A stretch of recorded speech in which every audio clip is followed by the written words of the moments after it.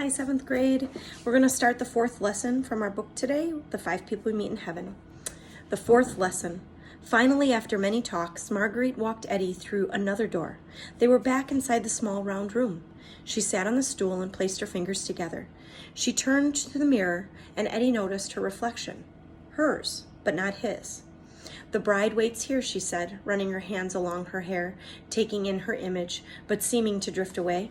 This is the moment you think about what you're doing, who you're choosing, who you will love. If it's right, Eddie, this can be such a wonderful moment. She turned to him. You had to live without love for many years, didn't you? Eddie said nothing. You felt that it was snatched away, that I left you too soon. He lowered himself slowly. Her lavender dress was spread before him. You did leave too soon, he said. You were angry with me. No. Her eyes flashed. Okay. Yes. There was a reason to it all, she said. What reason? He said. How could there be a reason? You died. You were 47. You were the best person any of us knew, and you died. And you lost everything. And I lost everything. I lost the only woman I ever loved. She took his hands. No, you didn't. I was right here, and you loved me anyway. Lost love is still love, Eddie. It takes a different form, that's all. You can't see their smile or bring them food or tussle their hair or move them around a dance floor. But when those senses weaken, another heightens. Memory. Memory becomes your partner. You nurture it. You hold it. You dance with it. Life has to end, she said. Love doesn't. Eddie thought about the years after he buried his wife. It was like looking over a fence. He was aware of another kind of life out there, even as he knew he would never be a part of it. I never wanted anyone else, he said quietly. I know, she said.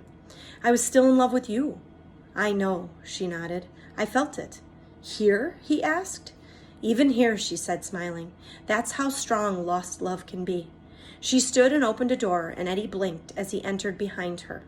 It was a dimly lit room with foldable chairs and an accordion player sitting in the corner. I was saving this one, she said.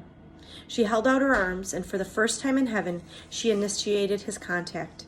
He came to her, ignoring the leg, ignoring all the ugly associations he had made about dance and music and weddings, realizing now that they were really about loneliness. All that's missing, Marguerite whispered, taking his shoulder, is the bingo cards. He grinned and put a hand behind her waist. Can I ask you something, he said. Yes.